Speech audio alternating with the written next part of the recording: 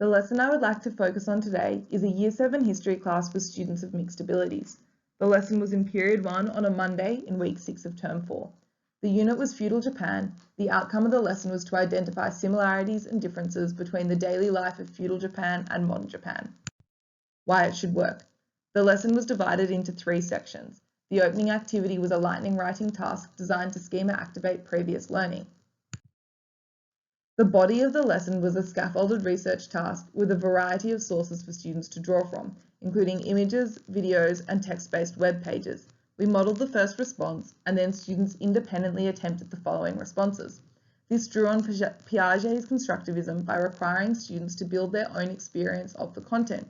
It also used ICT and allowed students to access different resources that suited their own abilities and different skill levels. For example, students with lower literacy levels could look at the images and videos in order to answer their responses, while students with higher literacy levels could engage in more in-depth text-based web pages. Differentiation was achieved through the variety of sources and a creative writing extension task for any student who finished early. The conclusion of the lesson was to get students to share their research answers, employing Vygotsky's social constructivist theory that students create meaning through interaction with their peers, and that students' zone of proximal development can be extended by interacting with students of different ability level. Feedback. I felt that the main challenge of the lesson was time management. We didn't have enough time for the class discussion, and I felt it was a key part of the lesson, particularly for students with low literacy levels. I felt this was mostly due to me over-explaining at the beginning. I got similar feedback from my supervisor, who said I over-explained at the start and that in the entire lesson, students didn't have enough time to mull things over and just sit with the material. There wasn't enough time for students to reflect on what they were learning and to deconstruct that in their own minds. So when I looked back on the lesson, it matched up with my own thoughts that the challenge was time management. Another challenge was prioritization, and I think my supervisor summarized well that often placement students try too hard to cram too many things into a lesson and run every lesson like a performance of how much they know. This doesn't really help the students to meet the outcomes, and with a bit of confidence and long-term practice, I should be able to do less in a lesson and feel confident in that. Future improvements. In order to improve in the future, I looked at some theories.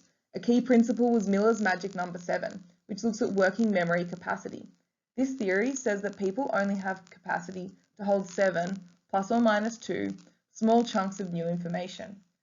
When applying this to a lesson, trying to give students too much to learn means that students won't be able to remember it all or understand it all. I think in future, I should try to do less things, allowing me to do well in the things I do. My scaffolded table had 8 categories of daily life, each with 2 sources for modern Japan and 2 for feudal Japan. This meant that students looked at 16 sources in just one of the lesson's activities. If I did the lesson again, I would use less categories and less sources.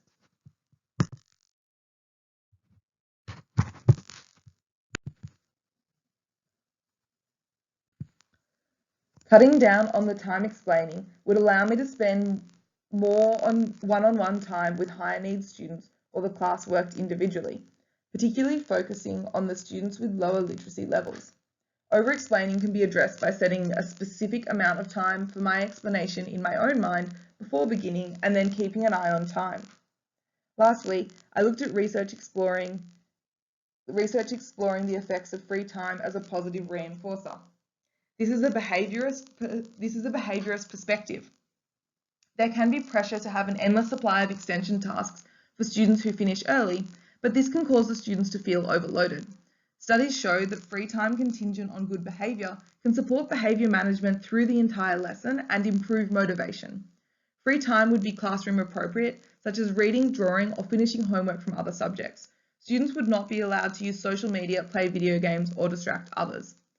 A strategy such as using free time can be challenging when you're a new teacher because it feels like you've planned poorly if students stop having work to do. However, it can be really demoralizing for students to never get a break from work and to never feel like they can finish. So I think with confidence, this is something that long term I should try to include. In conclusion, the most important things for me going ahead are to always identify and prioritise the focus of the lesson, to avoid over-explaining, to use free time as a positive reinforcer, and to be mindful of students' working memory capacity.